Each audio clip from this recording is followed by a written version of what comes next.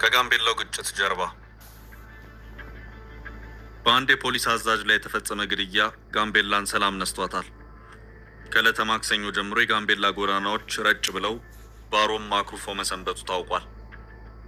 ምን ነው ቢሉት መልስ ይኖረዋል። በጋምቤላ ለረጅም ጊዜ የሚነሱ ጠቦች ተመሳሳይ ባህሪ ያላቸው ናቸው። በግለሰቦች መሃል የሚነሳ አለመግባባት ወደ ጎሳ ግጭት እስኪቀየር ቀናት አይፈጅበትም። የሰሞነኛው ግጭት መንስኤ ምንነቱ ባይታወቅም ባህሪው ግን ከዚህ ቀደም ካስተዋልናቸው ግጭቶች ጋር ተቀራራቢ ነው። በጋምቤላ ክልል አኝዋክ፣ ኑዌር፣ ማጃንግ፣ ኮሞ፣ ኦፖ እና ሌሎች ብሔረሰቦች ይኖራሉ።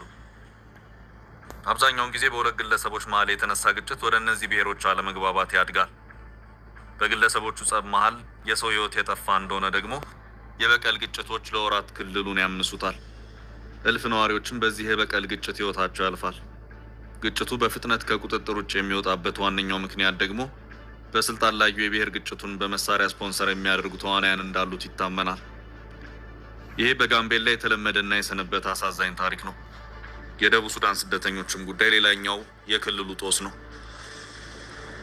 በሰሞኑ ቀናት በክልሉ ስላለው ውጥረት ወቅታዊ መረጃዎችን እናቀብላችሁና ይህን የጋምቤላ ክልል የግጭት ባህሪን ከዚህ ቀደም ባጋጠሙ ክስተቶች አባሪነት እንመለከተዋለን።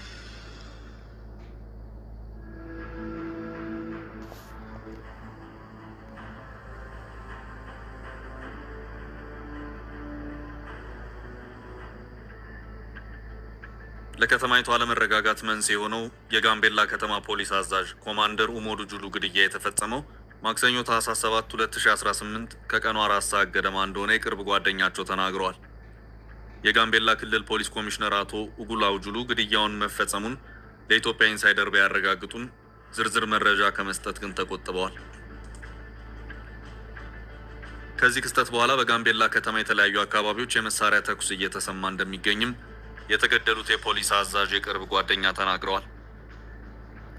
ግለሰቡ ተኩስ ከሚሰማበት አካባቢ ስላለው ሁኔታና ምን አይነት ጉዳት እንደደረሰ ማወቅ እንዳልቻሉ ቢገልጹም ዛሬ ቀትር ላይ ወደ ከተማው የመጀመሪያ ደረጃ ሆስፒታል በሄዱበት ወቅት የሞቱና የተጎዱ ሰዎችን እንደተመለከቱ የዓይን እማኝነታቸውን ሰጥተዋል። ኢትዮጵያ ኢንሳይደር ያነጋገረቻቸው ሁለት የጋምቤላ ከተማ ነዋሪዎች ትላንትና ዛሬ በከተማይቱ የተኩስ ድምፅ እንደሚሰማና መደበኛ እንቅስቃሴ መቆሙን አረጋግጠዋል። በትላንትናው ዕለት የነበረው ተኩስ የቆመው ማታ 3 ሰዓት ገደማ ከዘነበው ዝናብ በኋላ እንደነበር አንድ የከተማይቱ ነዋሪ ተናግረዋል። ይህንንም ተከትሎ የክልሉ መንግስት አስቸኳይ መግለጫ ማውጣቱ ተሰምቷል። በመግለጫውም በጋምቤላ ክልል በጸጥታ ስራ ከተመደበው የሰራዊት አባላት ውጪ የትኛውንም የጦር መሳሪያ ይዞ የሚገኝና የሚንቀሳቀስ ግለሰብ ወይም ቡድን ላይ የጸጥታ ኃይሎች አስፈላጊውን እርምጃ ይወስዳሉ ብለዋል። መግለጫው አክሎም ከዓመታት በፊት በክልሉ የሚፈጠሩ አውዳሚ ግጭቶችን አስታውሶ የአመራር ለውጥ ከተደረገ በኋላ በክልሉ ሰላም ሰፍኖ ነበር ይላል። መግለጫው ይህም ቢልም ዛሬም በጋምቤላ ነፍስ ይጠፋል። የአካባቢውን የግጭት ሁኔታ ለመረዳት ጥቂት ጊዜ ወደኋላ